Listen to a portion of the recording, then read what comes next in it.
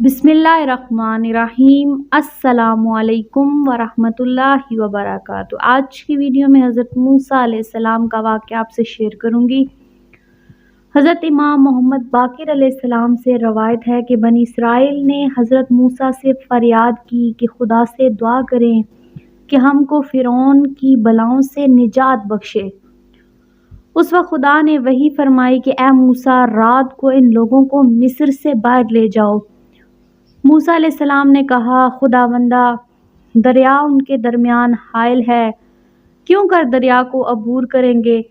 हक ताला ने फरमाया कि मैं दरिया को हुक्म देता हूँ, वो तुम्हारा मुती हो जाएगा और तुम्हारे लिए शगाफ्ता होगा। मूसा अलैहिस्सलाम ने बनी इसराइल को जमा किया और रात ही में साहिल को रवाना हो गए।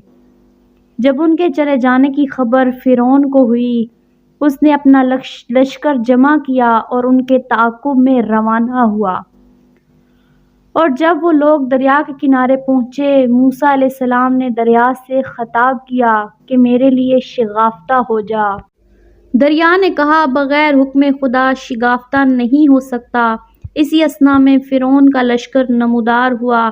बनी इसराइल ने मूसा अलैहिस्सलाम से कहा कि तुमने हमको फ़रेब दिया और हलाक किया। अगर छोड़ देते तो आले फ़िरौन हमको सिर्फ गुलाम बनाते, वो बेहतर था इससे कि अब हम उनके हाथ से मारे जाएंगे।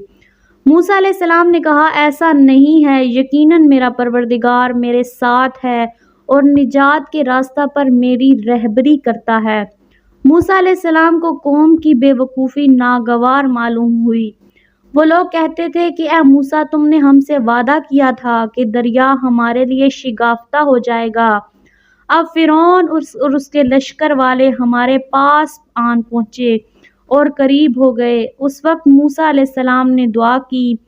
हक ताला ने उनको वही फरमाई कि असा को दरिया पर मारो। जब दरिया पर मारा, वो शगाफ्ता हो गया और मूसा अलैहिस्सलाम और आपकी कौम के लोग दरिया में दाखिल हो गए। इसी हाल में फ़िरौन के लश्कर वाले दरिया के किनारे पहुँचे और दरिया को इस हाल से मुशाहिदा किया। फ़िरौन से कहा, क्या तुमको ये हाल देखकर ताज्जुब नहीं है?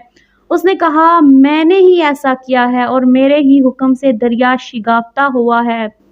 दरिया में दाखिल हो जाओ और उन लोगों का पीछा करो। जब फ़िरौन और जो लोग उसके साथ थे दरिया में दाखिल हो गए और दरिया के बीच में पहुँच गए, हक ताला ने दरिया को हुक्म दिया कि उनको गर्क करे, तो वो सब गर्क हो गए।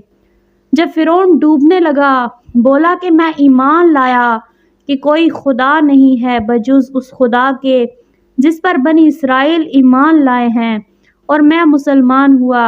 हक ताला ने फरमाया कि अब ईमान लाता है, हालांकि पहले नाफरमान और ज़मीन में फसाद करने वाला था। हाँ, आज तेरे जिस्म को निजात दूंगा।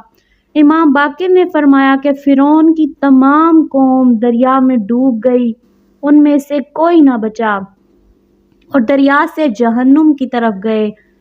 लेकिन तन्हा फ़िरौन को हक ताला ने किनारे पर डाल दिया ताकि वो लोग जो उसके बाद बाकी बचे रहे हैं उसको देखें और पहचानें और उन लोगों के लिए एक निशानी हो और कोई उसके हलाक होने में शक ना करे।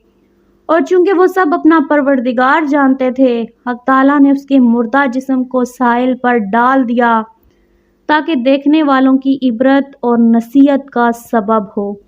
अगर आज का वाक़या आपको पसंद आया हो तो वीडियो को लाइक और शेयर कर दीजिएगा।